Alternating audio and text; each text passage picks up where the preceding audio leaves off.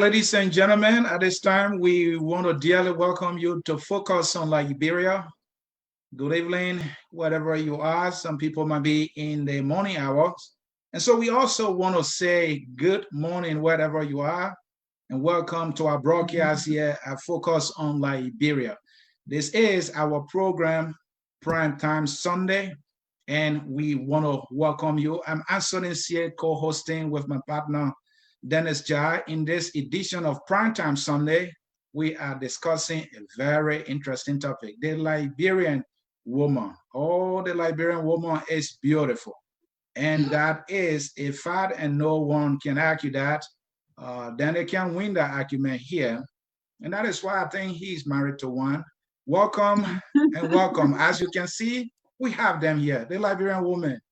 They are represented in studio. Dennis Jai, I'm excited, and let's get started. We want to welcome all our guests and all our viewers tonight to Primetime Sunday. This is our series, The Liberian Woman, the Liberian Society and the Road Ahead. And this is going to be a long-running series. We are glad to have our panelists here representing the Liberian woman. On my left here, we have Ms. Yassah Lavelah. Yassah, welcome to Focus on Liberia. Thank you, Dennis. It's a pleasure being here. Thank you. And Yassah, by the way, is returning to Focus on Liberia for the second time. Also joining us for the second time is Mrs. Zoe Neal, who's joining us from Greenville, South Carolina. Zoe, welcome to Focus on Liberia. Thank you. And thank you guys for having me. We also want to welcome joining us for the third time, Mrs. Cole Famole. Cole, welcome to Focus on Liberia. Thank you for having me as well. And Cole is joining us from Beaufort, Georgia, while Yassah is joining us from Pennsylvania. Well, the topic, the Liberian woman, and I want to, because I want to be very precise, so I want to read this so I can capture what I want to say. The Liberian woman defies definition. She's a mother, a wife, a mentor, a chief, an educator, an engineer, a student, a diplomat, a police officer, and the list goes on. Liberian women have blazed the trail for women in Africa for decades. Notable among the trailblazers are Dr. Mary Antoinette Brown Sherman, the first woman to serve as president of the university in Africa. Doris Banks-Henry, who earned a PhD from Columbia University and became a professor at Liberia College in 1942 and dean of the William V. S. Tubman Teachers College. Fatima Massequoi Famole, an educator who collaborated on a dictionary of the Vai language and served as dean of the Liberia Arts College and was founding director of the Institute of African Studies. Lehman Bowie, Nobel Peace Prize winner. Swa Koko, the first 19th century Liberian female tribal chief. Madame Motema Sion, Liberia's first female paramount chief in Lofa County. Ellen Johnson Sirleaf, first female president of Africa and Nobel Peace Prize winner. Also, renowned Liberian poet, Dr. Patricia Jabe Wesley, and countless others who continue to make Liberia proud. This broadcast is not to define the Liberian woman, but rather to highlight the characteristics that have prepared so many other women within and outside Liberia to serve as inspiration for others. We will discuss what has brought our panelists to this point in their lives, their sources of motivation and inspiration, and what Liberia needs to take its rightful place in the global arena. Additionally, we will engage the panelists in the role of women in the family, in politics, in society at large, and in the decision-making process in our country. So I'm very excited to welcome all of you to Focus on Liberia. We want to welcome all our viewers from across the globe. Mr. CA, we are ready to get this going. And let me go around the room and just get your opening statement. Let's start with Cole this time. Welcome to Focus on Liberia once again. Thank you. I think, this is a really important topic, especially in the context of history. because I think it's misunderstood a lot of times that Liberia is a patriarchal society. Many of the ethnic groups in Liberia are actually matriarchal. My ethnic group that I hail from specifically, is really not traditionally a patriarchal society. Your bloodline is traced to your mother, not your father, for the Mana people and many other people in Liberia. And that has a lot to do with that has a lot to do with leadership and who becomes, the most powerful Zoe. I heard you say that Suakoko was the first female paramount chief. I want to respectfully disagree with that. I think that she was the most famous in contemporary Liberia because the American Liberians wrote about her, and she was the last legitimate female paramount chief. But she wasn't an anomaly. It was a tradition to have both male and female leaders based on their knowledge, their power, their skill. The city in my ancestral homeland, Ganta, is actually named after a woman, a queen, Nimpu Gong, who was a powerful paramount queen in that area. And so we sometimes, these stories of these powerful, politically powerful women, militarily powerful women, have been lost throughout history. And I think it's important for us to discuss that as well. But thanks for having me on. I think this is going to be a great topic. Thank you. And yes, the idea of there were a lot of chiefs. I agree. The idea of paramount chief came little later, and so maybe that's why it's written like that in history. Mm-hmm. But you could be correct. Let me go to you, Zoe, for your opening statement. Sorry, I'm trying to get my mic unmuted. That's good. No problem. Once again, thank you for having me. And I think this is a really important topic because Liberia, specifically throughout West Africa, is one of those places where the women have been the pillar of the fabric and strength of our society for decades, from generation to generation. And I'm not sure how much emphasis has been laid on that, or how much knowledge people have, or appreciation for the role that women play within our society. So I'm really happy that we have this as a discussion, and I look forward to future engagements around this conversation. Yassah? Thank you very much for having me again. Your opening statement, you said it is difficult to define a Liberian woman. And you are 100% right. So I'm looking forward to the discussion because I really want to see how we as panelists can come up to define a Liberian woman and narrow it down for people to understand. Because sometimes, when you actually sent me the topic, I was like, define the Liberian woman. How can we define the Liberian woman? But I'm actually looking forward to this discussion, and I'm glad we can be here to discuss this, because sometimes people are confused when we talk about the Liberian woman. Who is the Liberian woman? So thank you very much for having me here, and I'm looking forward to this discussion and more of these, like as we go along, to have more of these kind of discussions. Thank you very much. Mr. Sia, I don't want to put you in a difficult spot after the work. Go ahead. Yeah, one thing I'm not going to pretend to do here is to define the Liberian woman. I will ask questions about the Liberian woman so I can get to know my mothers, more, my sisters more. And I think with that, we will get a lot. But thank you for those powerful opening statements. And you are completely an embodiment of the Liberian woman, because I've seen you a lot, but I don't know you a lot, and that's what this show is about.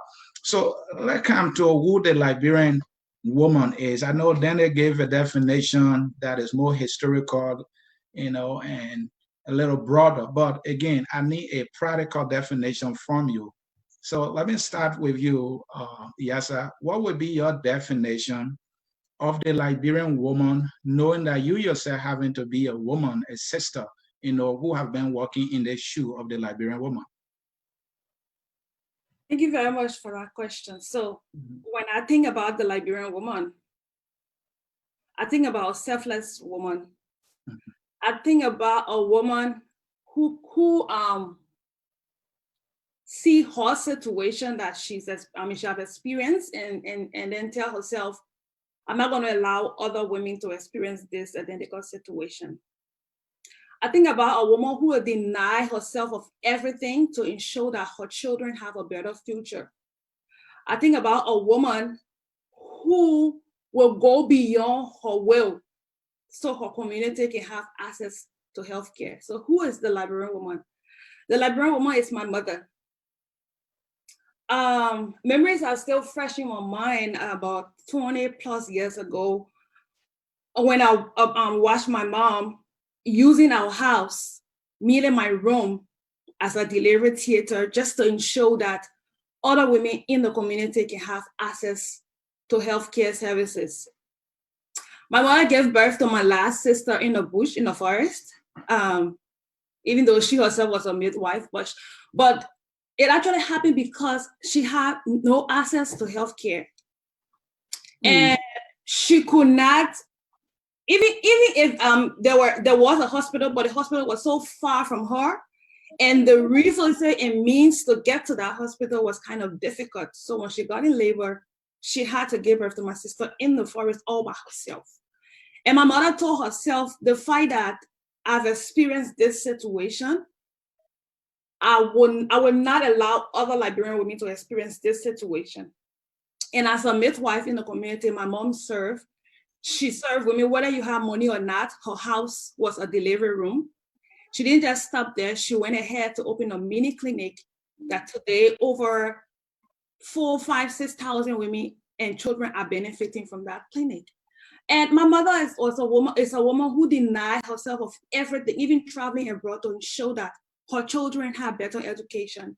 So when I think about the Liberian woman, I think about my mother, because she's willing to go the extra mile to do just anything for her community. So that is my definition of the Liberian woman. Wow, thank you so much. And let me come to you, Mrs. Formula. You can take it from whatever way, but I want you to give me the characteristics of the Liberian woman. I'm looking for the strength of the Liberian woman, and what may also be the weaknesses of the Liberian woman, if there are. Wow. I think of the poem, this bridge they call my back, when I think of the Liberian woman. Okay. I think of the idea that we were literally used in the 1920s and before that as beasts of burden. I remember the first time I saw the Harvard medical expedition 1926 video footage, and the porters that were carrying this heavy equipment for the Harvard expedition team through the rainforest by foot were Liberian women, mostly Pella women. And I remember thinking some of them had babies on their back. They had these heavy loads on their head. And I remember watching the video as the frontier forces had switches in their hand and they were slapping them along so they could walk a little bit faster to carry this load through the rainforest for these, white American scientists, this medical expedition team. And it was okay with everyone around there that was witnessing this. These women walking through the rainforest carrying loads for men. And on the video, Liberian men were there with whips to ensure that these women were moving fast enough through the rainforest with these goods. And I remember thinking to myself, are we not women? It was so, I literally froze. And I think of the incredible responsibility that Liberian women are left with today to educate their children mostly alone. Market women that pay tuition, exorbitant tuitions for their children to go to school. Market women that bring their children, their babies to sleep under the market table so that they can get enough money to send their children to school. How many doctors and the government officials and how many responsible Liberians today were educated on the backs of women who were denied education. Liberian women are the beasts of burden for the Republic of Liberia. I salute them, my sisters, my aunties, my grandmothers, my ancestors, my little sisters that today are bearing the same burdens, who become pregnant at 13, 12 years old and are pulled out of school while the 15, 16, 17, 18-year-old boys who impregnated them continue to go to school. While the grown men who impregnated them continue to go to work without bearing the consequences of their actions. I think of all these women who today struggle and achieve miraculous things. Women who are reduced to their genitals, women who are reduced to their physical attributes, women who are not recognized as full human beings with intellectual capacities equal to their male counterparts. And I hope throughout this discussion tonight, we discuss how this happened. How did a society that has so many ethnic groups that were matriarchal, that used to uphold women so much that my name call comes from a matriarchal tradition where women were the ones who the lineage of your family was traced through. You could not even access land if you were not from a certain mother. How did we reduce the descendants of Queen Nempugong to porters and carriers, to beasts of burden for white men that came from Harvard? How did this happen? I hope we get into that. Thank you so very much. And Dennis, before you come in, let me ask Zoe about the spirit of the Liberian woman, and permit me to share, this. I saw my mother wake up in the morning because she was making coconut oil at some point. She would go in the morning, get the coconut, bring it, split it up, and I would be there watching as a child. And I didn't know them, but now I imagine what spirit she had that kept her going then. So to you, Zoe, tell me about the spirit of the Liberian woman, if you can define the Liberian woman. I don't think I can put a definition on the Liberian woman. Right. But I can speak to the spirit of the Liberian woman because I have strong sisters, a very strong mother, aunts, and other female relatives. When I look at the everyday, from the most educated Liberian woman to the everyday woman in the local markets, the spirit of the Liberian woman is resilience. Yes. The Liberian woman is a force of stability for our families and our society as a whole. The Liberian woman is the pillar of strength. And I see her as the conduit of peace. The Liberian woman is a negotiator. The Liberian woman is determined. The Liberian woman never gives up. Because that's what I see in my mother. That's what I see in the millions of Liberian women around the world, I'm sorry. And when you talk about the Liberian woman, we watch Liberian women over from one generation to another through different social classes and in every aspect of our society.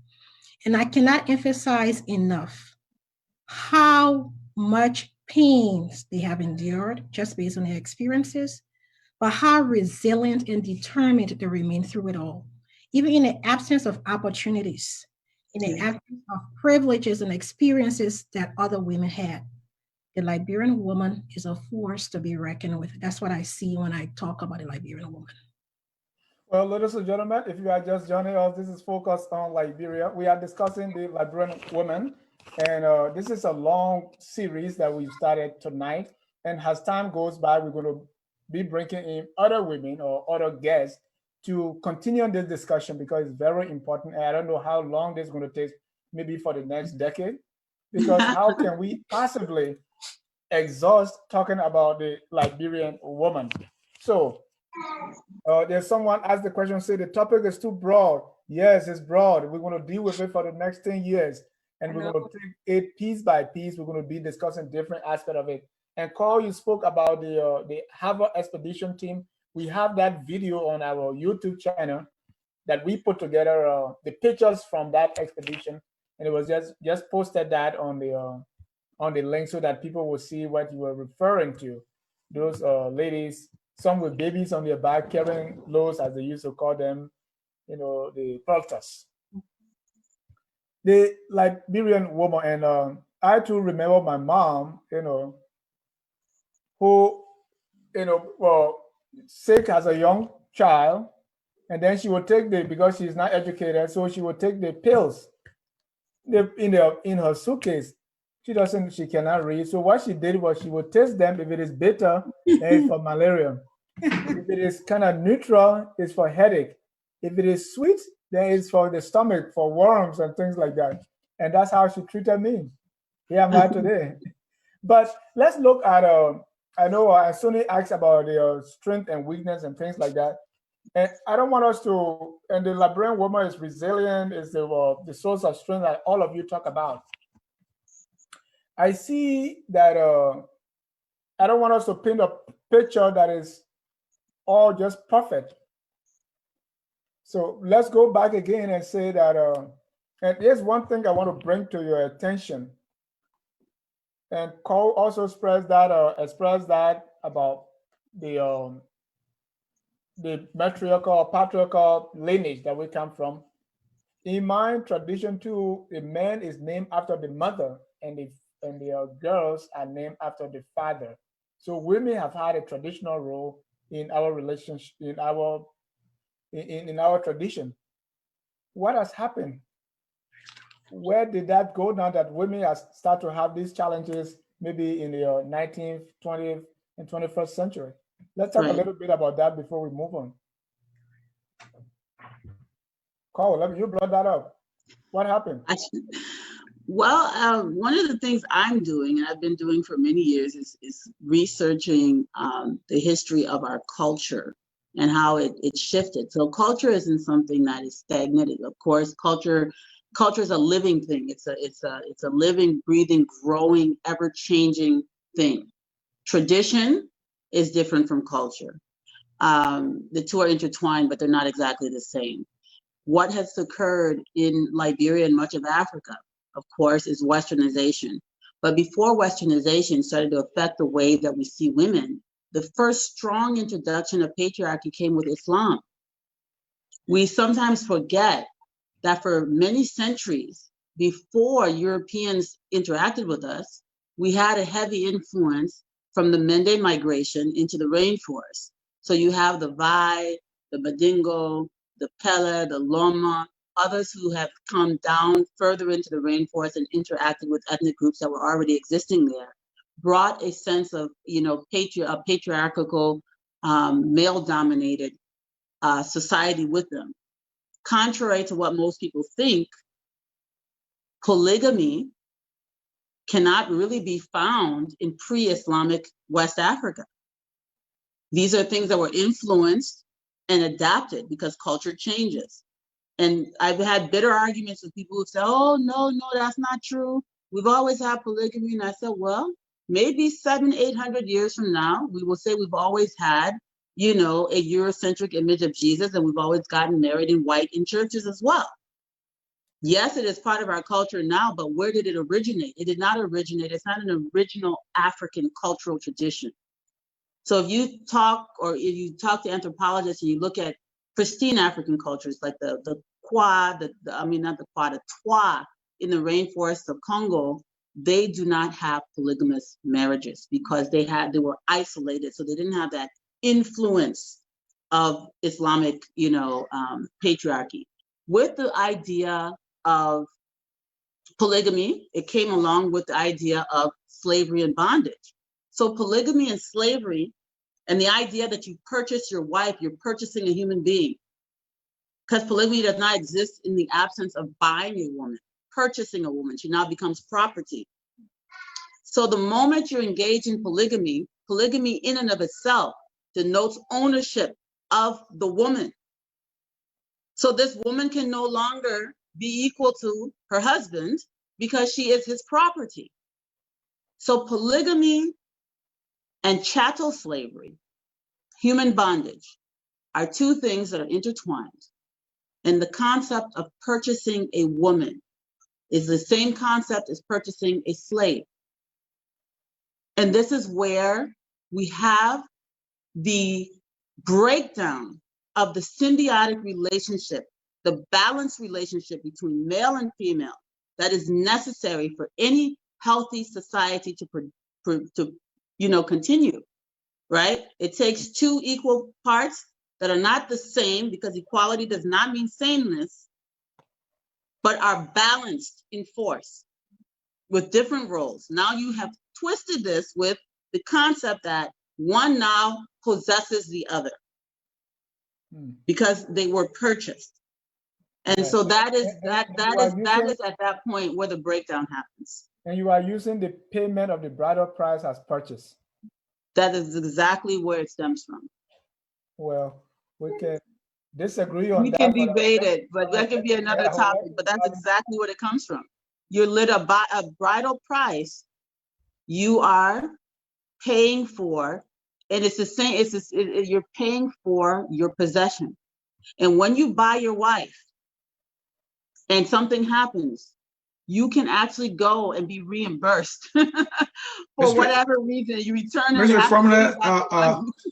I tried to entertain the same disagreement, then it's just registered, because of course you will. My understanding is that in other cultures like India that I read, it's the opposite of what we do in most African countries.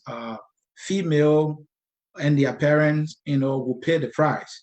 So how is the society, the dominant aspect you're talking about, is it the same in India? Saying you are trying to say that the reason for that is that you are paying a price, so you feel some ownership to this particular individual. It's not only that you feel ownership, you literally own the person. You're literally purchasing your spouse. Mm-hmm. Right. It's not what you feel. It's a fact. And I'm asking a question: do people in India, where the women do the paying of the bride price, pay the price, India, for the marriage, do they feel that they own the man too? So that, let me say this. We're talking about Africa, we're not talking about India. India, we use the word dowry in West Africa incorrectly. What they do in India is what's called a dowry. Okay. And so their whole cultural tradition is completely different. Yeah. Our cultural tradition is not parallel to theirs. What we do is what's called a bride price, but in Liberia we say dowry. But in India, they actually do a real dowry system. That's a completely different concept. Okay. And the reason is you're taking this burden off our hands. So we will pay you to take our daughter and take care of her. That's a completely different concept. In Liberia, in West Africa, because of this influence and because of slavery, really, you're buying your property, your possession.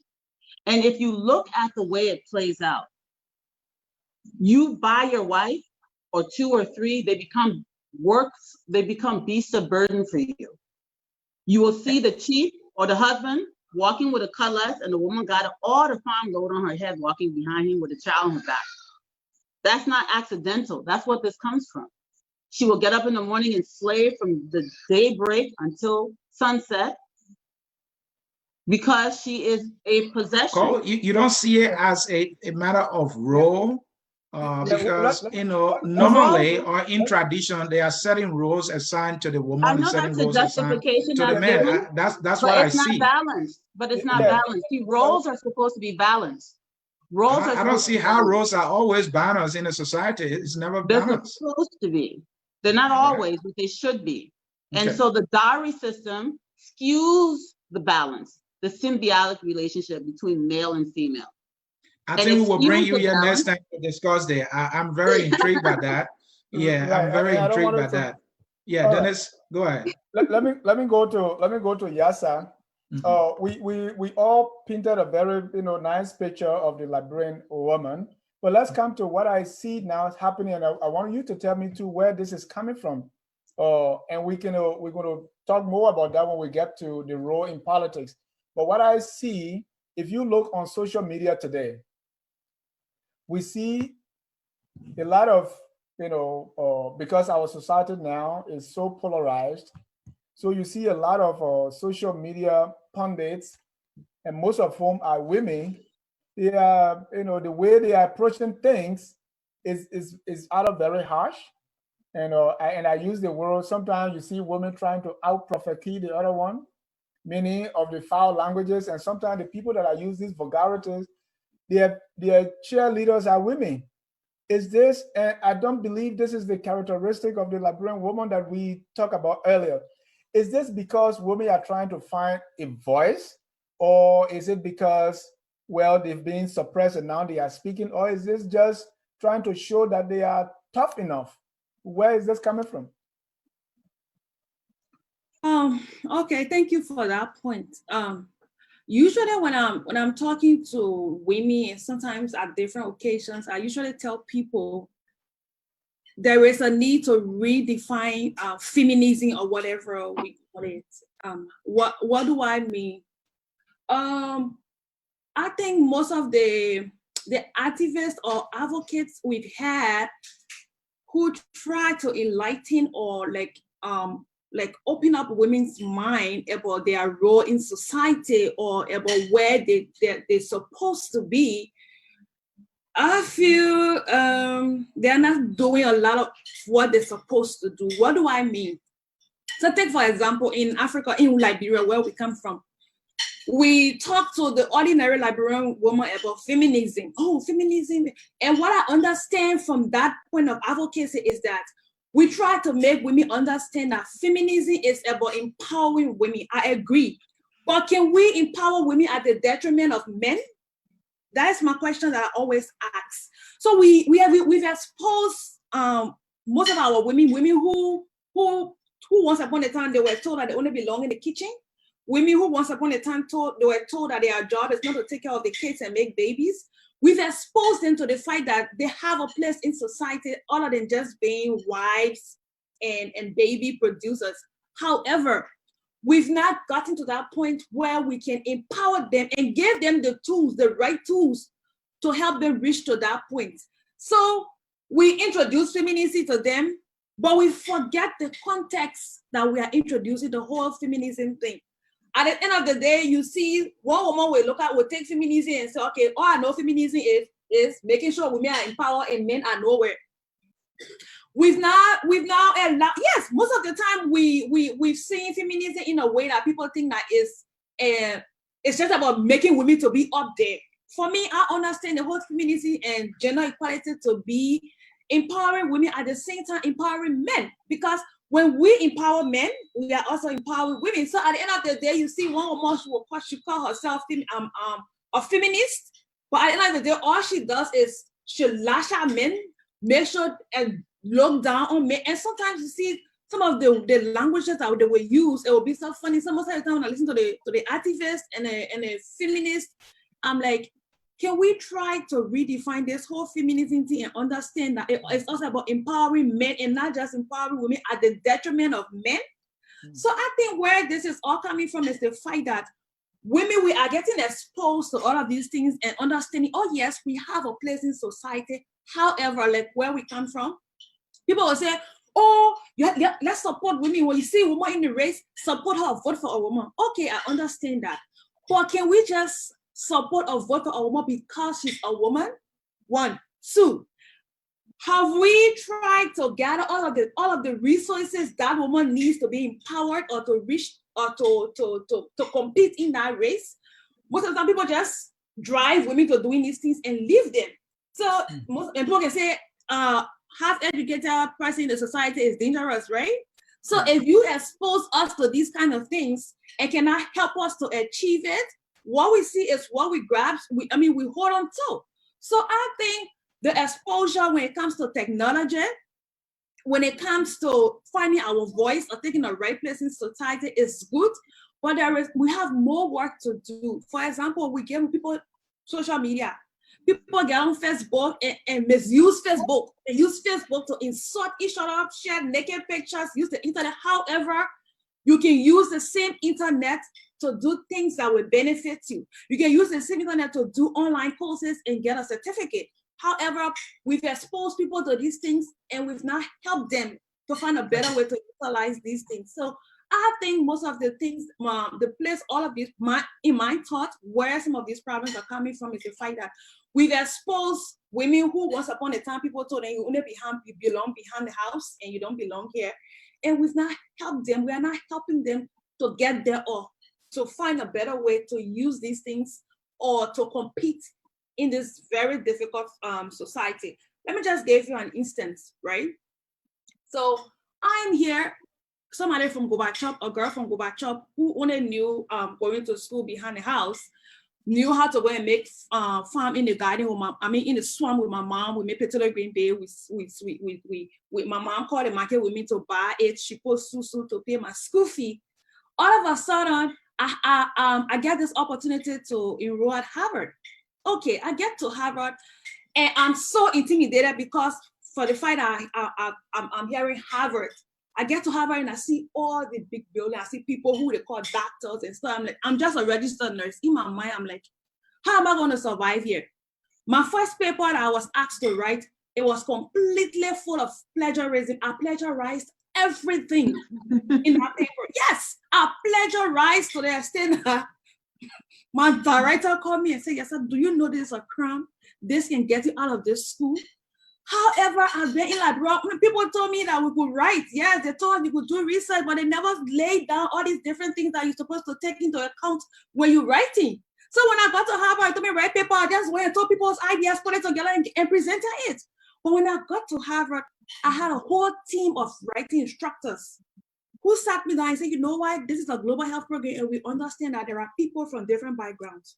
So they sat me down. I had 3 writing professors who taught me step by step as if I was just starting high school. However, there were people guiding me to do a research. So they helped me. I was able to put my research paper together. And today I can tell you, I know how to do a full research paper. So that is it. When you expose people to these things, you guide them and help them to get there. Good point. Zoe, what do you think? Both from what Cole was saying and the question being asked. We've talked about so many different things that you got to redefine our question for me. Yeah, the first question is, first of all, we're talking about, we came from a place where women were highly respected. They were becoming chiefs. Cole gave the example of Ganta being named after a woman. We have in my culture, like the big drum is always named after a woman. And that drum is used to transmit messages from one village to the other. But along the way, we saw that, you know, women, for the lack of a better word, lost that role. And now we have these issues of LGBT and all the other 9 yards happening to women. What happened? Where did that change? And then the next question was that I asked Yassah is, now we see the women on social media, they are insulting and doing all kinds of things now. Okay, why is this happening?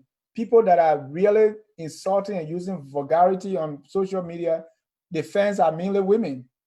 Is it because they are trying to assert themselves, or they're trying to find that voice, or they're just being exposed to things that they're not used to? What's happening here? Well, let me start with the first one. And Cole, I think Cole kind of, am I pronouncing your name correctly? It's Cole. Oh, okay.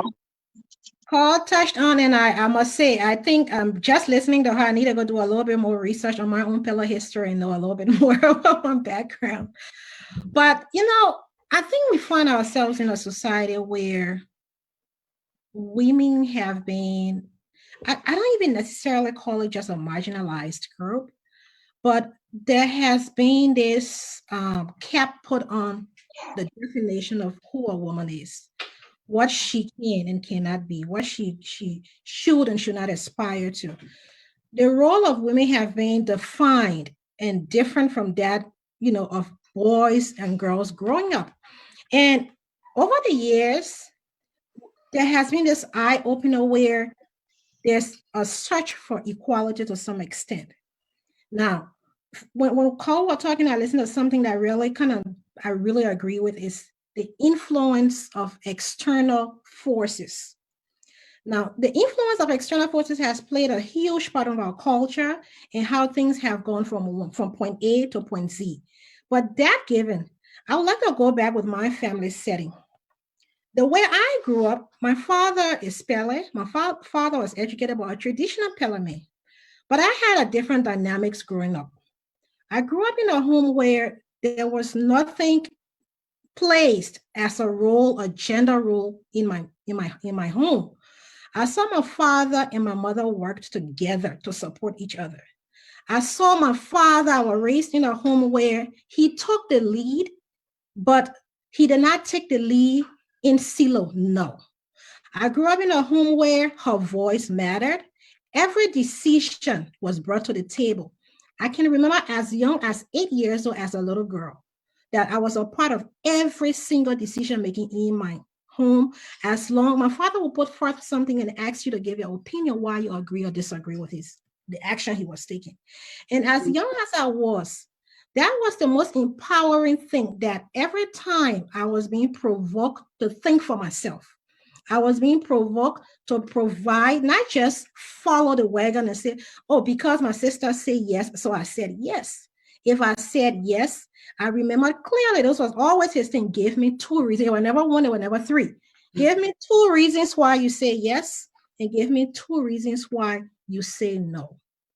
And I bring this point up because it is very important for women. And when I see, I don't know much about I don't even follow the social media thing, but you do see definitely that somewhere along the lines, especially young Liberian women in our day and age, have lost this sense of purpose of who they truly are.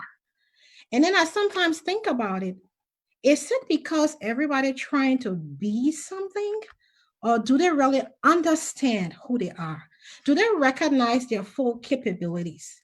And why, and if not, what are the reasonings behind that? We've placed an expectation on what a woman's role is. Then we've graduated to a point in time where we now as a society say, that is not what it's supposed to be. But we have not created the opportunity and that filter that creates that filter system for them to be able to make those decisions for themselves. And I'm not saying this to take away from the fact that when you do something stupid, it's stupid. If you make dumb decisions, it's dumb. But it's like when you've confined somebody for so long, and after a period of time, there's this quest and this search to be seen, to be recognized, to be known. But you are doing it in a way that really does not speak to who you are and does not complement what you're looking to achieve.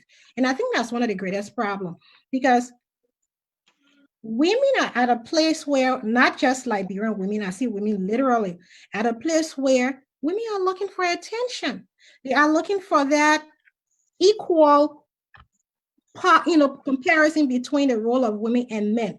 And it almost seems like they are willing to achieve it at any cost. Have we created a system that provides the opportunity? Have we created a culture and an environment that provides the filter? Is there a filter system somewhere between there that when she says yes, she understands why she's saying yes? Or is it simply because society expects her to stand up, but does she understand what she's standing up for? And I think we've, to some extent, we failed our girls somewhere in the process because we've left them open. We've introduced to them a culture. We've introduced to them new norms. We've introduced to them the expectations of what their roles in modern days supposed to be, without providing the opportunities that strengthens them to accomplish those goals. And so that gap, reaching that gap somewhere between there, has been the biggest piece for women when it comes to their weaknesses. Wow. And so if I can do a follow-up with that, I like the way you broke it all down. So the Liberian woman that I got to know at the early age was dressing modestly.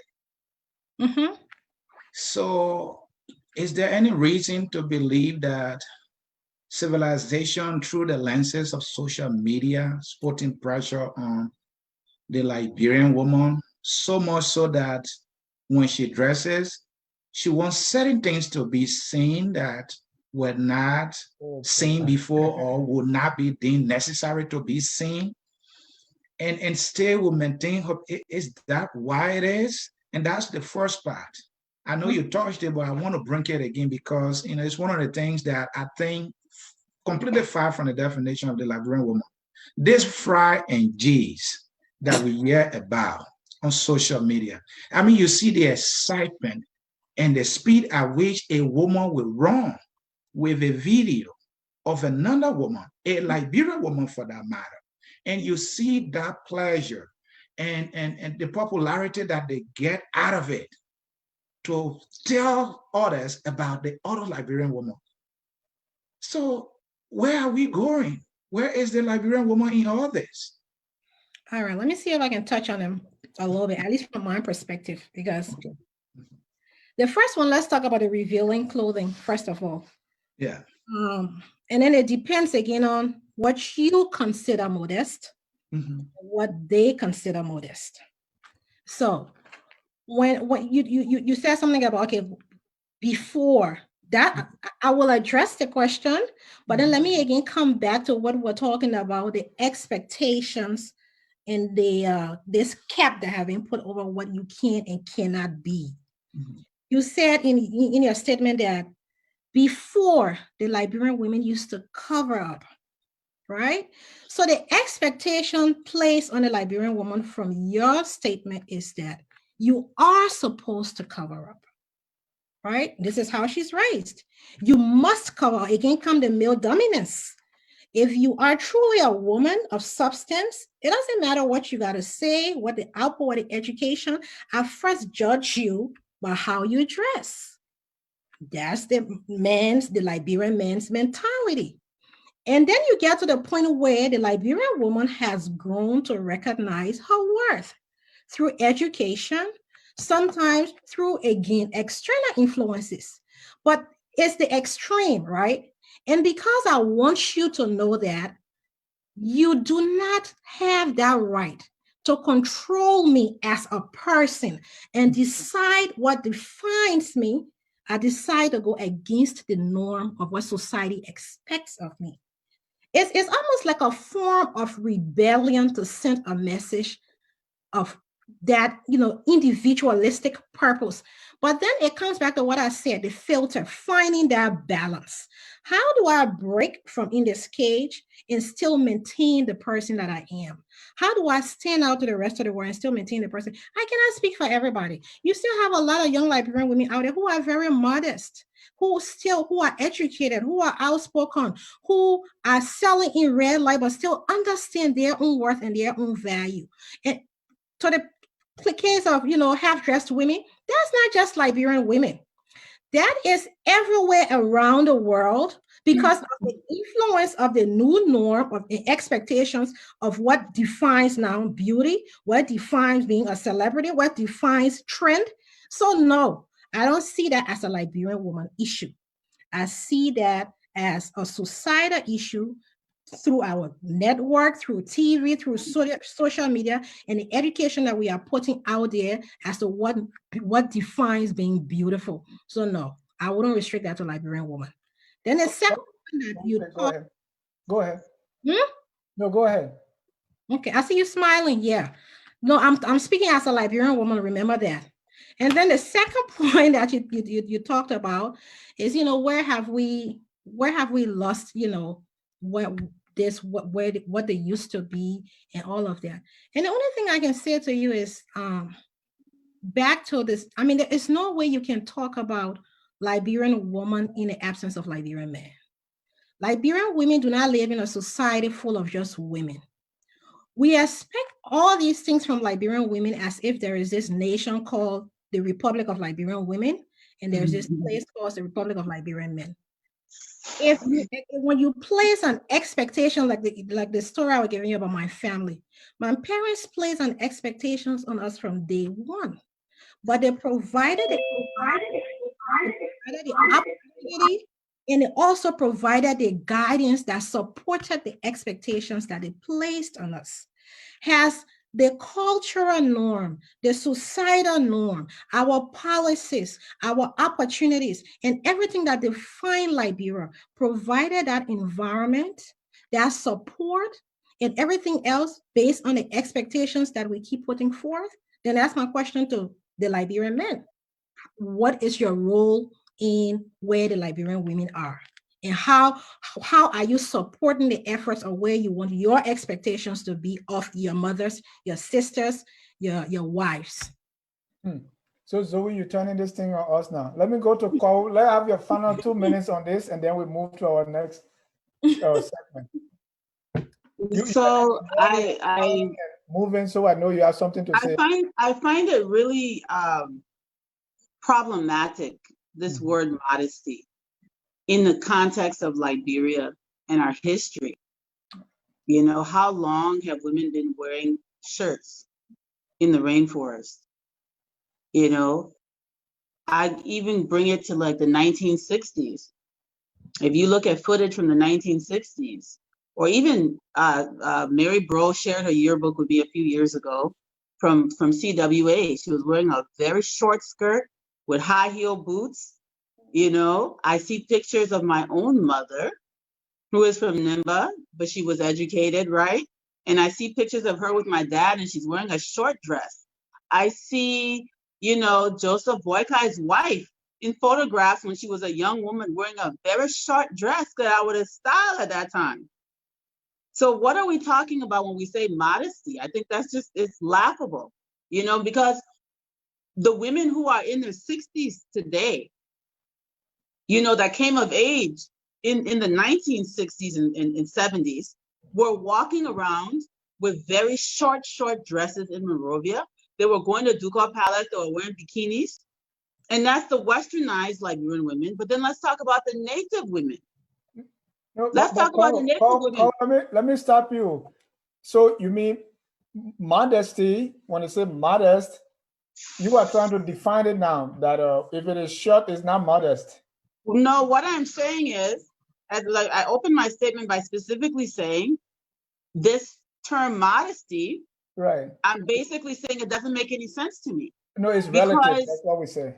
Yeah, so I'm trying to, if it means about people wearing clothes, you know, somebody needs to tell us what they're talking about, because at what point in Liberian history have Liberian women covered themselves from head to toe? Even if you look at 19th century photographs of Bai and Madingo women who were Muslim, their breasts were out.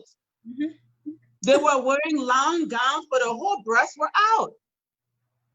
You know, so these are the most modest women in our society today. Exactly. Right? Because now the Madingo and the Bai are very, especially the Muslim community, is very conservative in how women carry themselves. But if you go back 150 years, their whole upper body was exposed. Exactly. So who is defining modesty? What does it even mean?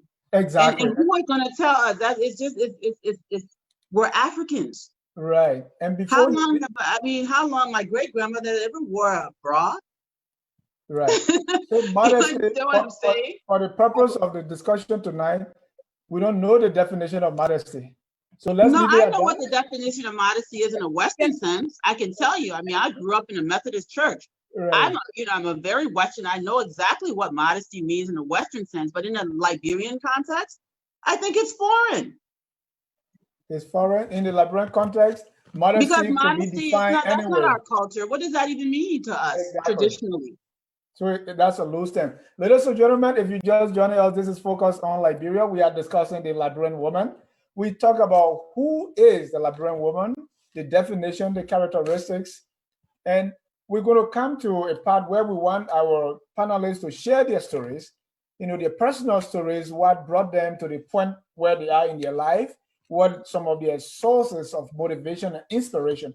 But before we get to that, we want to open the phone lines. If you want to join the discussion and discuss, be a part of what we are discussing now, the number is there on the screen. That's 605-313-6004. The code is 791403. Join that and let's discuss the Liberian woman. Mr. C.A., modesty. And Dennis, I try not to get in trouble, but I'm feeling Don't say that I didn't tell you. I'm feeling that I need to get in trouble to do justice to this conversation. Yes. With the word modesty, I like the component that Mrs. Formula brought in many years ago. We all saw pictures of traditional African women as a whole, not only in Liberia. They would not cover up. Sometimes during some traditional ceremonies, especially for young girls, we will see that. But that was many years ago. And even when she said that, our culture is not static, it evolves. And that is true. So as the Liberian culture evolved, we saw that there's that little lapa, even when they're doing the cultural dance, tied right here, right? To cover that. That became modesty. All right. And then coming to this time, nice looking blouse, dresses for our sisters. And I'm asking this as a Liberian man to understand my Liberian woman, my Liberian sister. I'm not defining it. You are defining it. I am only asking you questions. My definition of modesty now is that you are not showing that which at some point they started covering. So when you are opening it up, as a guy who has maybe stuck in the past, I'm like, okay, I need to ask question here. So I'm just asking that question. Can I just say this, please? Right. I think the point here is women are not monolithic, right? We are not one. If a woman decides that she wants to wear a low-cut blouse and show some of her cleavage, that is her prerogative. If a woman decides that she wants to wear a hijab and cover herself from head to toe, that is her prerogative. There is no one way for a Liberian woman to conduct herself. So it does not take away from your womanhood. If you choose to be show a little more skin, you're still a woman. If you choose to cover yourself from head to toe, you're still a woman. If you do something in between, you're still a woman. It is your right. It is your prerogative. And so the way we are discussing the Liberian woman, how Mina, as a confused man, can identify the Liberian woman from the woman from America, from Great Britain? That is why I'm asking the question. How do I make that distinction? That is an absurd question. What do you mean? How can you identify? Liberia is a diverse society. We are not a monolithic society. We are not some small little, homogenous group. We are diverse. Some of us have funny accents. We don't even all speak the same. I think I got in trouble already, so maybe we should go to the personal stories. You're not in trouble. I just want you to know. I think the demand society have placed on women is one of the problems we are having. Like they're so the demands are just, if you try to expose women to all of the more. Yes, I think it's expectation and not demand. Just as you may have certain expectations about us that you sometimes talk about. That's why it is. I mean, it's not demand, expectation. I would say demand. Why I'm saying demand because society, as a woman, you're supposed to do this. As a woman, you're not supposed to do this. Right? As a woman, you're saying as a woman, you're supposed to cover here. There should be a little. So I think society have placed this demand on women so much and now forgetting to know that you are also exposing them to, like we call it, the modern days stuff, right? And then we say as a woman, Liberian women, they don't push themselves, they don't put themselves out there, they don't do this, they don't do that. Now you've exposed Liberian women to all of these different things, but yet then you still want certain part of those things that you're exposing them to. You still want to keep it behind the scene and don't allow them to do it. I think someone is calling. Let me wait. All right. So Yassah is saying that's double standard. Yeah, Yassah, you're right. So let's bring in our first caller. D. Curtis. How you meant to know that me or can call in a telephone? Your name is here. Go ahead, D. Curtis. The way you now come talking, man, you now come pull the pressure on top with me. Well, the thing where you're talking about modesty. You want to look at the thing from one side of the angle. Modesty is not only about dressing. Modesty is about your behavior, the way you are with other people, the way you interact with other people. Exactly. If modesty is about your attitude and all that other stuff, so it's not only just about the dressing. You can be well covered and you still acting just like someone else. Step all around the place. You're not modest. You are not modest. Rick, So your the communication here is very nice, it's very broad. But you not just focus on the not showing today or showing boy. Okay? You're sure to all of something because when somebody, oh, you're laughing. When somebody walking around here, they're looking very nice and they dress up very nice, but then when they open the mall, they just question the whole generator, they look at you, they question the whole generator, all they can see the country, or they take something where they not bring that. That woman is not a modest woman, even though she's dressing. D. Curtis. So, That's the voice of I D. want Curtis. to agree. I want to kind of agree with the ladies too. I agree with the ladies. It's because I know y'all saying it's not what the terminology y'all use, Jenna. Y'all were using some kind of education word. What a woman say is an expectation that the men and non kind of don't get under the women. Then y'all say no, it's not expectation. I think it's the expectation that we not come we don't get under the women. And when you break it down, women agree the authorization to y'all tackle the men. What does it mean for them to be modest? Because when they can drop their sea and run away and don't come out to take care of the children, they want to have modesty too. But this stuff. So you're telling it wrong. That's modesty. A lot of them, but when they deposit and run away, they can come out to water the sea. They can come out to till the ground. As soon as they try to see that, they run away, they lead the woman. Now, the same power the women we're talking about here. Well, the women will take care of everything. They carry the child to the school, they get the child education. But the man, he's gone. He's not modest too. So, yeah, that's trouble. Even though the gallon traffic, someone then naked passing around here. Thank you, caller. Thank you, caller. That's a very beautiful angle. Let me take my next caller before we bring you in, the panelists, to respond. The next caller is Aliyu Kamara. Aliyu, you are live. Let's talk. Yes, sir. Yes, sir. Great program. Wonderful show. This is the reason why I love Focus on Liberia, to bring all of these stimulating things. And thank you, Anthony. Yeah, thank you, Dennis Jack, for such a program. Let me say thank you to the great Liberian women in there, well seated, looking extremely beautiful. And let me just confess by saying I am very, very attracted to Kawu. I think I like that girl. But we'll talk that later on. But I like her. Don't submit any application here on this show. She's not taking applications. Go ahead. I like a woman that has a big brain. She does have a big brain.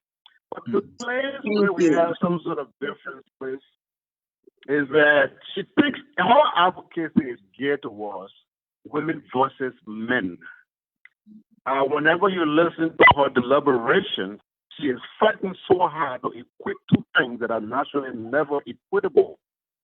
Common sense will tell you that there are no two things that are exactly equal. You cannot make two things exactly equal. Even the automobile will drive. Your hands and both of your hands are not equal. There will never be two things that are exactly equals. Forget that. She made some very salient points. She talked about something, but let me take the negative before I go to the positive. When she said that Liberians or people in that particular region called the Green Coast back in the days did not practice polygamy until Islam came, I think she miscalculated on that. Because when Islam came, Islam was probably the last of what you call it to come before, even though it came before Christianity. The Vai tribe accepted Islam, but before Islam came, there was polygamy going on in the Vai tribe. And let's forget about the Mende-speaking group of the country. Let's go to the Kwa side. King Belgrade did not have one wife. In Kappa did not have one wife. You have to understand that Nimba country was one of the last places in that particular side of the country that actually saw Islam. And there were polygamies going on there. Even the Saba people, the Saba kings and chiefs, who had not seen Islam until somewhere in the 18th century, they had polygamy going on. So she had that information totally wrong. When she talked about the dress code, yes, I don't think that whether women dressing half naked is a big deal. They are all correct in studio that our women traditionally are usually half naked. And that is not because they want to be naked, but it has something to do with their comfort, and it also has something to do with cultural and traditional practices. But let me just say this before I gave your panelists the chance to go on with their thing. My people, let me tell you something. When you come to the West and acquire Western education as a woman, as an African woman, the best thing you can do is channel that education in a manner that helps your fellow African women. Do not confuse them. You cannot succeed in anything you do without us. And let's set a record straight. Once you always make these pronouncements that women have been marginalized, they've been this, they've been that. It is the same Western civilization that marginalized African women. Because back in the days, African women were head of chiefdomships. African women were head of districts, Lango Lepe, for example. And so many people in the Mana Kingdom were. Thank you. It was a very Western education that they are propagating today that set women back. The women had that form of education, and the Sunday society was a part of it, even if it not remotely as much as it does. But that is how they knew how to educate their fellow women about how to be morally conducted. So let's not make the mistake of thinking that the little knowledge we acquire here would mean that we can condemn our existing tradition. We must work together. You are our counterpart. Forget about the delusion. Yeah. Yes, sir. Yeah, conclude now, because you are covering a lot of ground.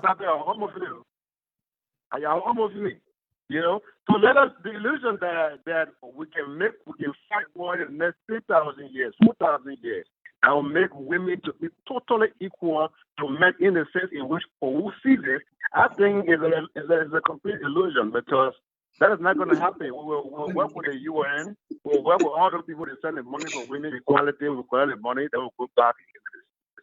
So thank you so much.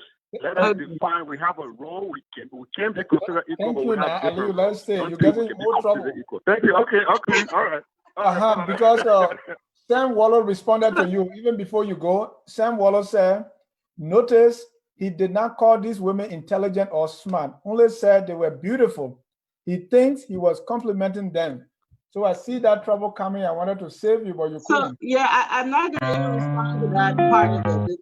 The idea that, you know, I'm not going to respond to that part of it. What I am going to respond to, because I am, I've been studying West African history for more than 20 years. Okay, seriously studying West African history for more than 20 years. So you're not going to come on here and tell me that Nimba County didn't see Islam until the 1800s. That's ridiculous. Muslims have been in the Grain Coast documented as early as the 1400s. So that's the first thing. Islam was introduced to West Africa around the 11th century AD. So we're talking about 900 years of influence. So we're not talking about 1800s, people jump up and stop practicing polygamy. People were not completely isolated. You had a transatlantic slave trade where you had massive migrations of human beings from the savanna of West Africa into the rainforest. These people brought their cultural traditions. Our chiefs were engaged in slave trades. They were interacting with Islamic kings. They were picking up their traditions and their cultures. That's why I always say culture changes. And not because you see someone doing something for 500, 600, 700 years. It came from somewhere. So I was responding to a question about where did this change?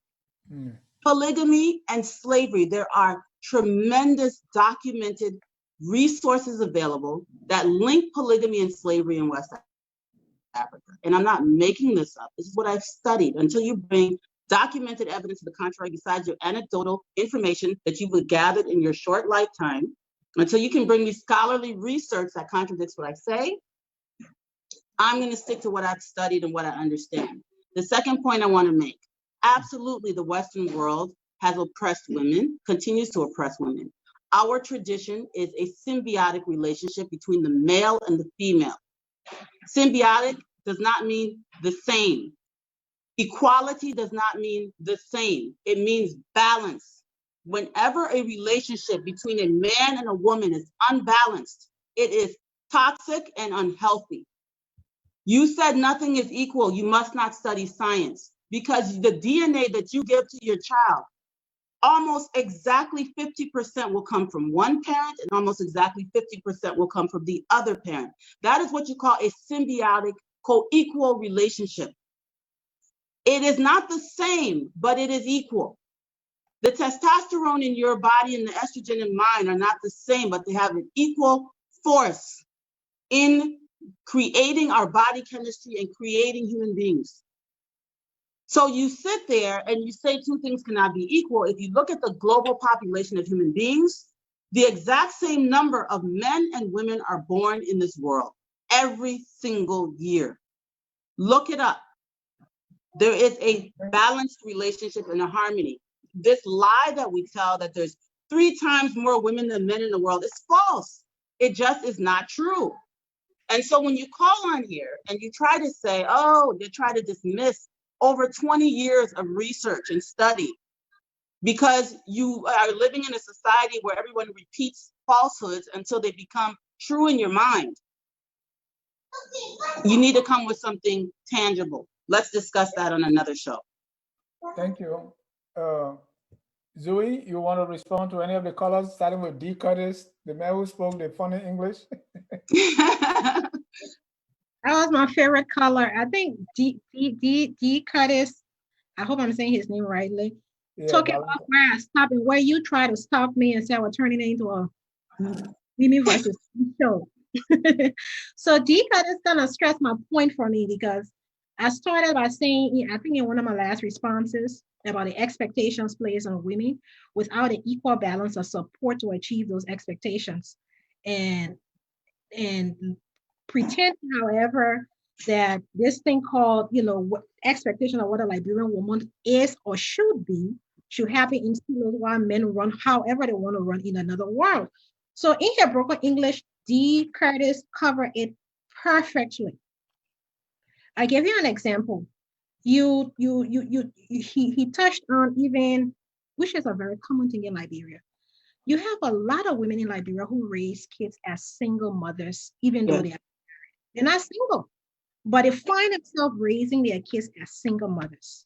And in spite of that, there's still all these societal expectations and roles that have been placed on her without the support of the male. And yet you tell me why women don't do this and why women are doing this, or we are used to seeing them doing this. What part, what role, what is your part? What support system have you provided?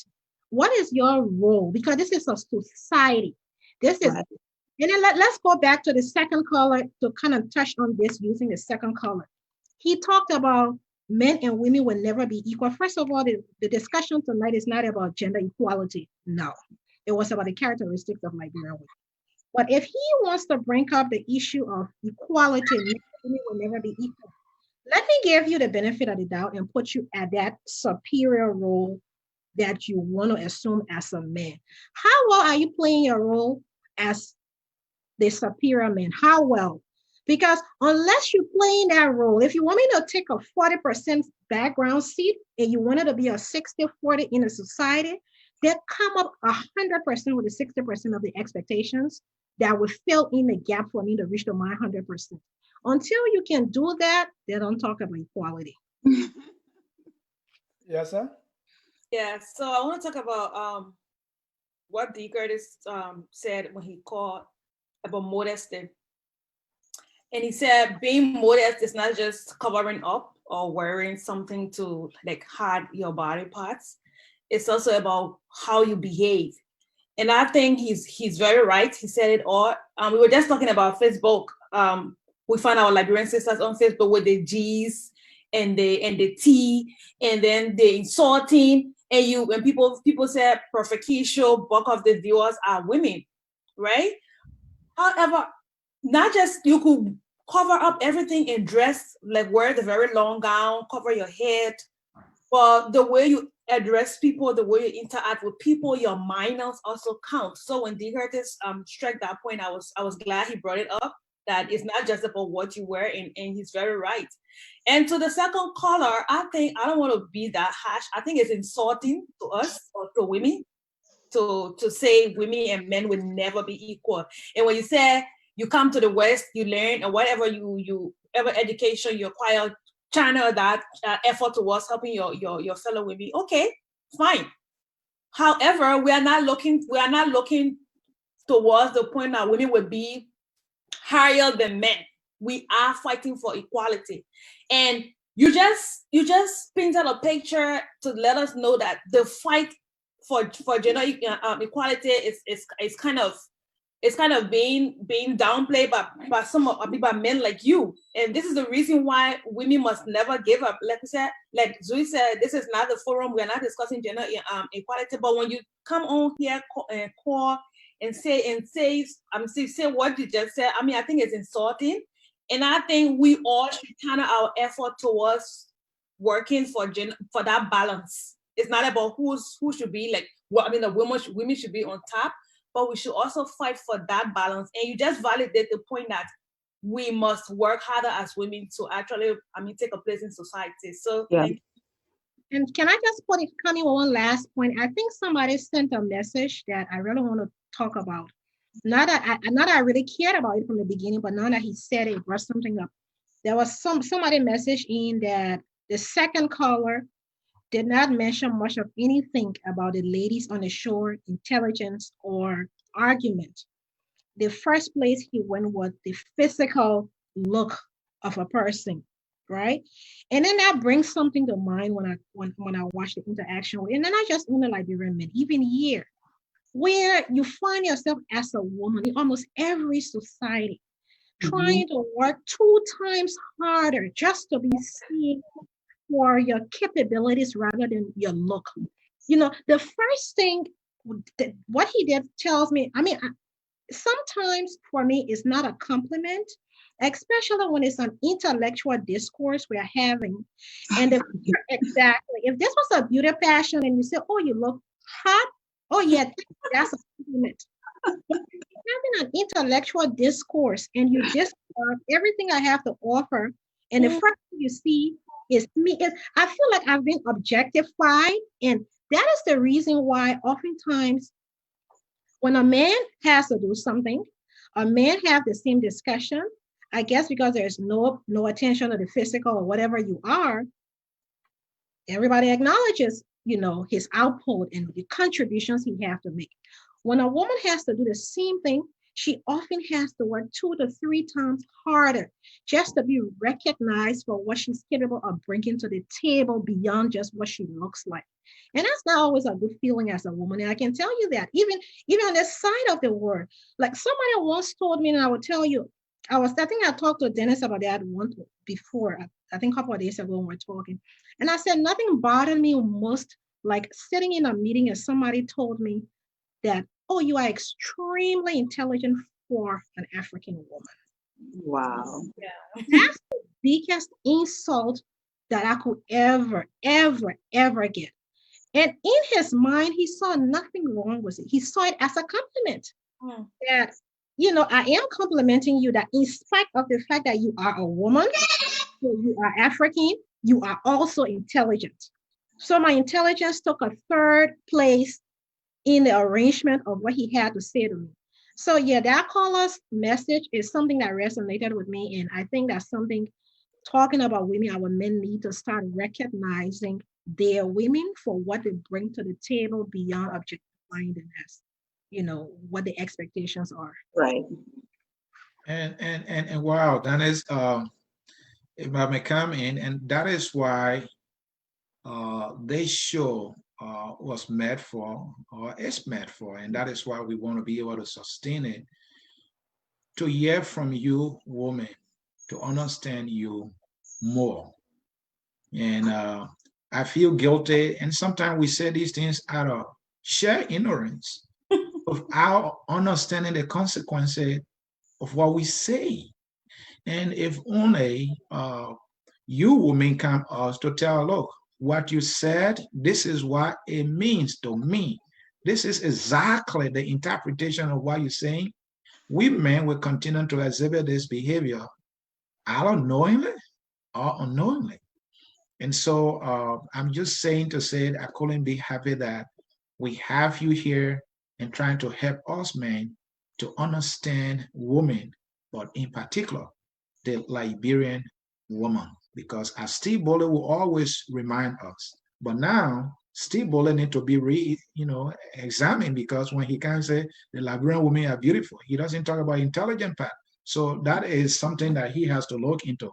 I just wanted to say that. Dennis? And we have that video we're going to play of Mr. Bowley. But Carl mentioned earlier that the Liberian woman is not monolithic, right? Let me read you a comment from a Liberian woman, Nellie Jones. If you have a biblical background, you will know that men and women are not and should not be equal. Cole, you want to take that? That is like something that you won't die about. Again, foreign influence, right? It's foreign influence. So we're now, because we didn't learn Christianity from Ethiopia, we didn't learn it from its source. Exactly. We learned Christianity from mostly from American missionaries.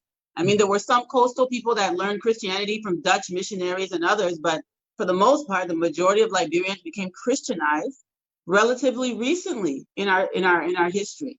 And so that is foreign influence. This idea, and that's what made us patriarchal too. First it was Islam, hundreds of years ago, and then Christianity, which is another Abrahamian religion. It's very, very similar to Islam in so many ways, in more ways than not, comes along, and it's the same thing. So I don't blame her for saying that, and she has a right to believe that, but that is not what I teach my sons, and that's not what I teach my daughters. It's not what I teach my children. I choose to teach my 15-year-old son that any interaction that he has, that he wants to build a life with a life partner, it should be symbiotic. And my husband and I demonstrate a symbiotic relationship. Well, from what you're saying, this is the message I'm getting. So please correct me if I'm reading you wrong here. That, hey, what is true is from the Bible, but, she can choose to believe it, but I don't see how that is true at all, looking at the dynamics of life and the understanding of my culture.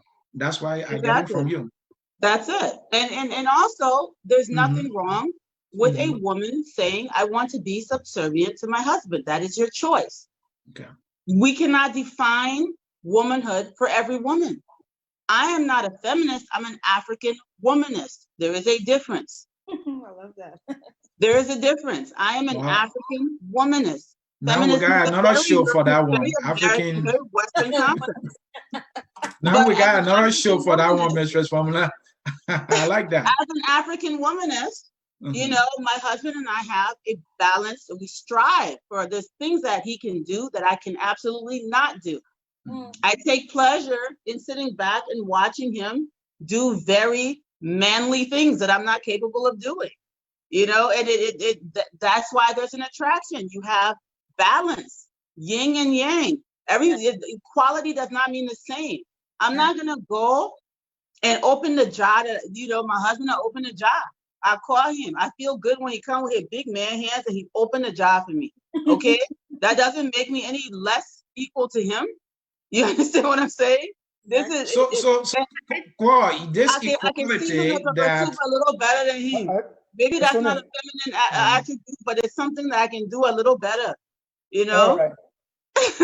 Talking about women not being monolithic, so another comment from Caroline Wolo say, I did not understand a thing this color said, talking about the second color. All right. Yeah, lead him there. Let's go to our final segment of the night. I mean, there's so much to cover. We almost out of time, and our viewers are liking it. And I think we brought down the calling line, but then I see one caller, so we are out of time with the calls. So let's move to your personal story. What brought you to this point in your life? And as the series progresses, we're going to bring in people from different backgrounds to tell us, you are at some point in your life, what brought you to this point, your motivation, your inspiration, and we'll end with that tonight. Let me start with Zoe. Okay, what brought me to this point in my life? I think I would start off first by saying my parents, my upbringing, because nothing I am today and nothing about the decisions I make today is in isolation of the hard work and the support of my family. And when I look back, I think I mentioned it some part, in in one of my discussion points. I grew up in a family of four girls and one boy. And I don't remember at any point in time, since we're talking about women, I don't remember at any point in time where there was any difference between the expectations that were placed on the girls and the boys. Equal opportunities were provided for every one of us, even in the toughest times. And like most Liberians, I've been through the whole experience of war, being a refugee, living in exile, assimilating the different culture, different language, and all of that. But through it all, I take away few key things. The principles my parents set were that of integrity, service, humility, education, and purpose. And when I say that, I'm not just making words up, I mean literally. They were a part of every conversation, every engagement, I remember as young as about 10, 12, I started reading novels that would be like 200, 300, 400 pages. And by the time I read them, my dad had already read them twice. And he wanted us to sit and have, discussion around opposing views, why I saw it another way than he saw it. So I grew up in that kind of environment that constantly challenged me. And when I lost my father, watching my mother pick up and continue without even, breaking anyway in the process. That for me is my definition today of a Liberian woman. Watching her continuing that same structure we had, everything we did remained the same. It never stopped. Whether it was out there serving other people, whether it was pushing us to get the best of us, whatever it was not, oh, because your dad is no longer around, so everything goes to slack. No, it remained the same. And when I left Ivory Coast and came back to Liberia, I remember the only thing I always heard, and up to today still in my head, is my parents' voice, but most specifically my dad's. And it's always been, how are you impacting the life of others? And my father always said one thing: you cannot help other people understand what you do not know. And so the power of being able to serve other people, you have to empower yourself first to be able to be of any source of anything valuable to the people around you. And that has been my motto for life. And that has been what I live by every day. In everything I do, I look at where I come from. My father was a poor village boy who came to Monrovia and started education at the age of 13 before he started going to school, but fought his way through and became an educator. So everything I do every day, I never forget where I come from. And where do I come from? Who am I? And how can I contribute back? But all of that is through purpose. And with my kids, you talk about motivation. My greatest source of motivation, yes, is my parents. For me, when I look at it, I was talking to my husband yesterday. I was about to make a major decision. And he said, why? You can just go ahead. I said, every time I have to make a decision, I have to go through weighing the pros and the cons and looking at what would they think with all the hard work that my mother has put in after my father's death, with everything she has sacrificed over the years for me to be the woman that I am today. My decisions, something that I can put my heads up high and be confident that she will be proud of them. And I raise my children with that standard. They're my source of motivation each and every day. I raise my girls to understand exactly where they come from, even if they live in somewhere completely foreign to them. I raise my girls to understand their heritage and understand how they can contribute to society. They're my motivation. Every time I wake up and look at my girls, the one thing I tell myself, what example am I setting for them? When I'm gone someday, whether I'm dead, whether I'm incapacitated, whatever happens to me, young or old, can my children look back at their mother and be able to say to themselves, this is what my mother was. And if they become a version of me, is that something I would be proud of? When I look at my sons every single day, my motivation is them. Because every single time I look at him and I see my oldest son in college, and every time I look at him, the question I keep asking myself is, am I setting an example that when he gets out there someday, he sees other women the way he sees me? He makes decisions based on the environment that we've provided for him. Am I a source of inspiration for him when he look at other people, but specifically when he look at women? And so those are my motivation. My family, I'm a source of motivation. If I want to go to Yassah, I almost ask you, don't you think you're putting too much weight on that boy? But let me go to Yassah. Lord, please. Yassah, same question. Thank you for your story, Zoo. Unlike Zoo, I grew up in a environment that never challenged me. When I say never challenged me, I grew up with a single mother, and growing up as a single mother, it was a burden to take care of over 11 children, biological and non-biological.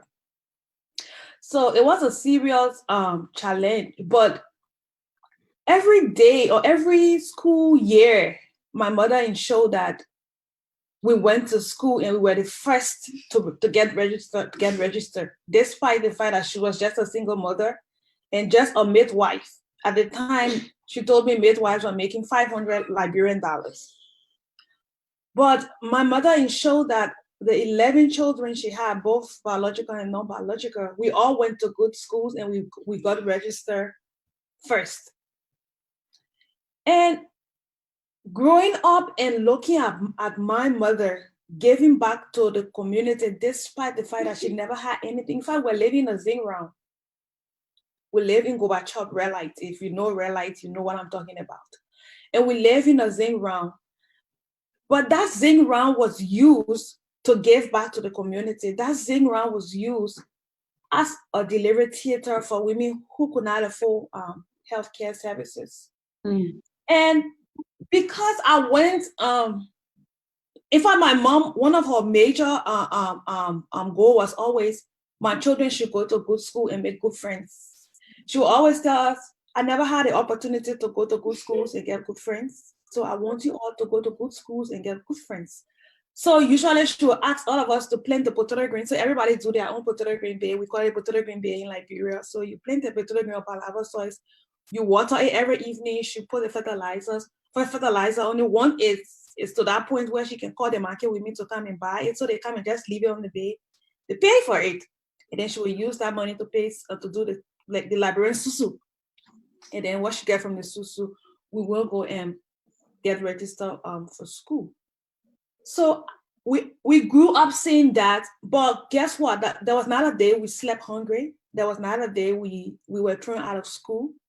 And we grew up seeing our mother as our only source of hope in everything. My mom worked 3 jobs as a midwife. So usually we never got to see her for almost a whole week. So she would go to the clinic where she was working. After work the next morning, she would call, bring my food to NDS pharmacy. We carry her food and her clothes to NDS pharmacy. From NDS pharmacy, she would go to the other side. And she was working 3 jobs. So when the war came, my aunt decided to take us, few of us, just to help my mom. We went to Ghana. But I always remember my mom told me, Yassah, the only thing you can use to change your life is education. So whenever I felt like messing up or giving up, I always remember what my mom would always say. She said, I had to run away from my parents because in our town, they could not allow the girls' children to go to school. So I had to run away to another town where there were missionaries who helped me to get an education. And she said, the only thing I knew was nursing. She said, all I knew nursing was the only thing for a poor man's child. And that's the reason why my mom kept pushing me. You need to do nursing. You need to do nursing. But I don't regret doing nursing, because today I can tell people I'm a nurse with a difference, because my nursing career has led me to so many different places that people thought I would never, people thought an ordinary nurse would not go. So we worked with our mom when walking, we left and we came back. I went to school and got my bachelor's in nursing. After that, I helped my mom, we built the clinic. Today, the clinic is in the Gorbachev era and served over 7,000 people, which is something that today I can say we are proud of. But my current situation, what actually led me to where I am today is the fact that when I thought about the girls in Gorbachev, the little girls in Gorbachev, who people have told that because you are from Gorbachev or because you are from a poor background, you cannot pursue higher education or you cannot pursue anything good. In 2014, my brother who has always been my mentor, Leo Johnson, he told me, let's apply for this Mandela Washington Fellowship. Honestly, I didn't see myself as someone who was competent for that fellowship, but not knowing the little things you do, it matters a whole lot. Everything you do, it matters. When we apply and list all the things that I've been through, I got accepted for that fellowship. The U.S. Embassy, I actually got accepted. And I came to the U.S. my first time, 2014. And that was an eye-opening trip for me. I got to meet all young African leaders from around the world who are doing amazing things, people that I'm older than, people of my age. And when I sat down on a round table with Michelle Obama and she talked to us and she motivated us, I decided that I want to go back home and be that force. And then I left in the US, Ebola crisis came. And I had a golden opportunity to become an American citizen today. Because when Barack Obama told us to stay in 2014, I turned it down. Why did I turn it down? There were people in Liberia that needed my help. I had my mom, I had my son. My mom got exposed 2 times from doing deliveries during the Ebola crisis, right? America had all the experts here. Why am I here? That was the question I asked myself. I went back to Liberia. I served during the Ebola crisis, and I was able to get a container full of medication back to Liberia while I was there. And after that, I decided to ask myself, what next? And my friend who helped me get the medications to Liberia, she asked me, Yassah, what next? Can you come back and just do a presentation and just let us know how helpful these medical equipments were? I said, yeah. And I came back, I did that presentation, and I mean, people were impressed. Yeah. After that, I decided to go back again. And my friend this time told me, Yassah, you need to advance your education. I told her, yes, but not in Liberia. And when she saw this golden opportunity and sent it to me, honestly, I didn't see the opportunity to send as something that was for me. Even though I needed to do my master's, but not at Harvard. The name Harvard, I told her, no, this is not me. I said, even if my parents will sell everything they own, I cannot go to Harvard. They can't afford to pay my tuition. She said, no, apply, and you can never tell. It's usually sponsored. Long story short, I applied. I got admitted, and there was this blockade of financial aid. Why am I saying today, whatever I do, I think about the little girls in Liberia? I struggle in Liberia for scholarship. Government officials asked to sleep with me before they could even connect me to someone who could help me with just 50% scholarship to go to Harvard. I went as far as telling people I can do a letter of commitment that when I graduate, I will come back and serve Liberia. That was not enough for people. And Yassah, that will be a whole new story, because that is a story that we hear a lot in Liberia. And when we especially come to these struggles and the role, we really want to delve into that. But just briefly conclude so we can go to call. Yes. So I see all of these challenges, and I'm glad today that I'm this far. And my greatest motivation, the community I come from, Gorbachev, the girls in Liberia, I want to let them know that despite where you come from, you are good to aspire for anything. And my mother, whenever I see my mother as a single mother who has struggled to reach out to this point, I always tell myself, I cannot feel my mother, I cannot feel the girls of Liberia, I cannot feel my son, my only son. So that's the reason why I keep pushing. Every time I think I want to give up, I tell myself there are people who are looking up to me, and there are people who depend on me for everything. So that's the reason why I'm still pushing. Thank you. Thank you. Call.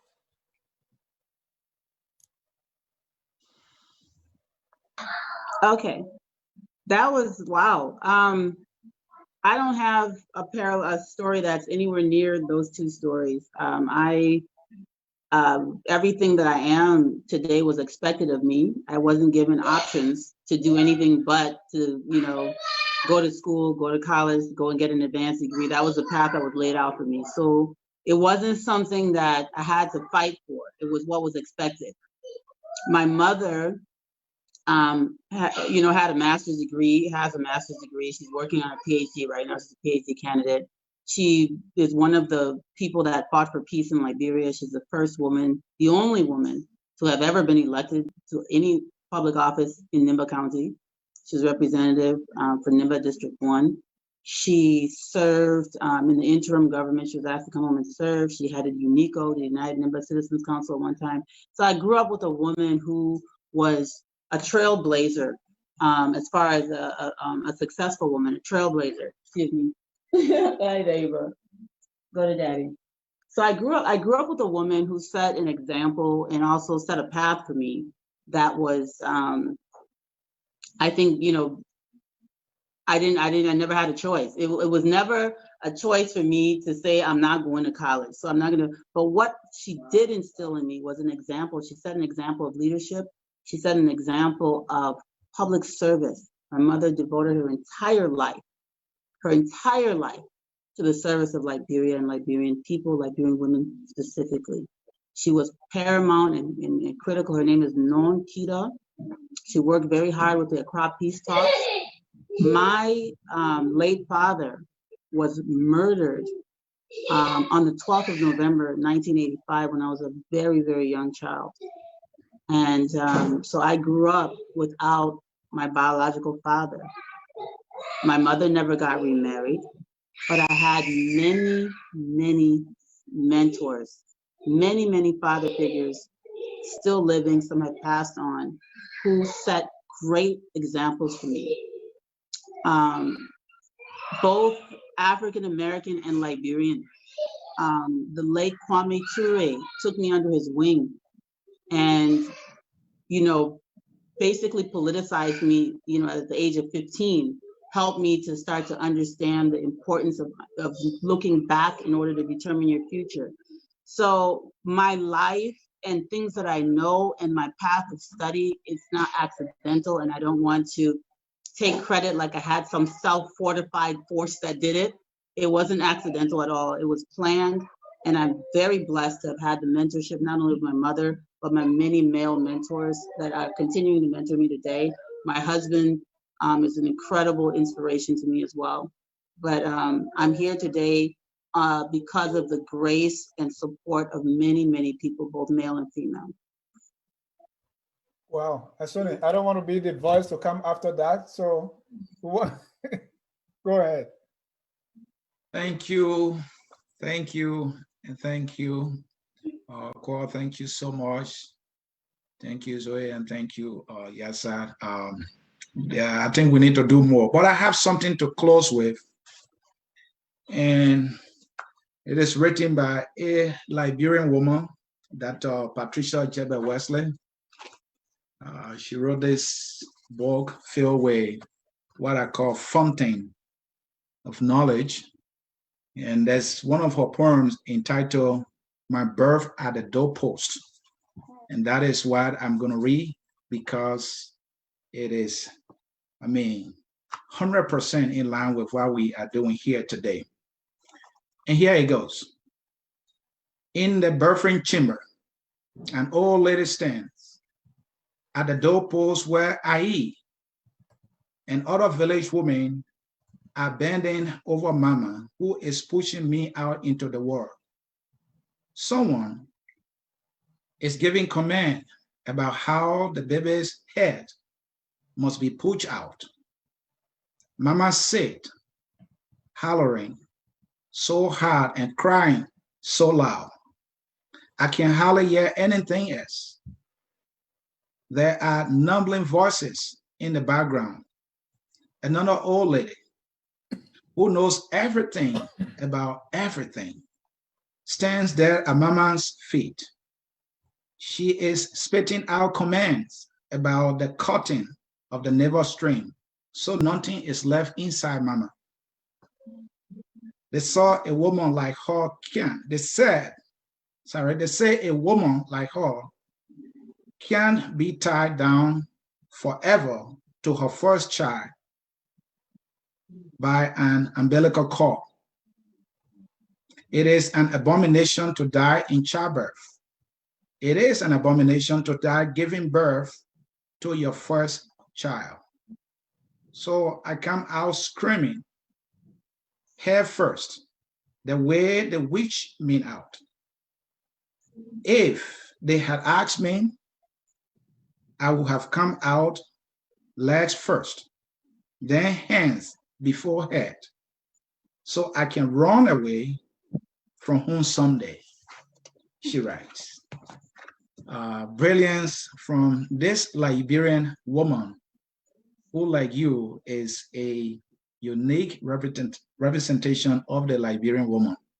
And I thought to share that with you. I got that today as a gift from somebody who Neal will not call because she doesn't want to be no maybe.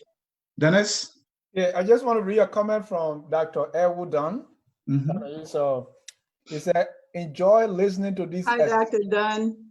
Enjoy listening to these exceptional Liberian women. Thanks for the presentation. And we will close on that note tonight. We want to say thank you so much for joining us, for being our guest, spending your Sunday night with us. We want to thank all our viewers, those who will even watch later, and continue to follow us on YouTube, on Facebook, on Twitter, and all other social media platforms. This is Focus on Liberia, where we strive to educate, to elevate, and promote all things Liberia. Jackie Sayer, another woman, brilliant woman, is saying, exceptional discussion. Kudos to our women. So our viewers enjoy what you've done tonight. We want to appreciate you and say thank you. This is going to continue, and we're going to have more and more women joining us, including women from Gorbachev Market. We promise. Part of this discussion so that we can discuss. We got one year already. That's right. That's right. Until then, from all of us here at Focus on Liberia, we say good night and God bless you. But we don't leave until we play our song that says we are all Liberians. And we want to remind you, whether you were born in Yahweh Meslon or in Bubadi or in Owens Grove, we are all Liberians. That's right.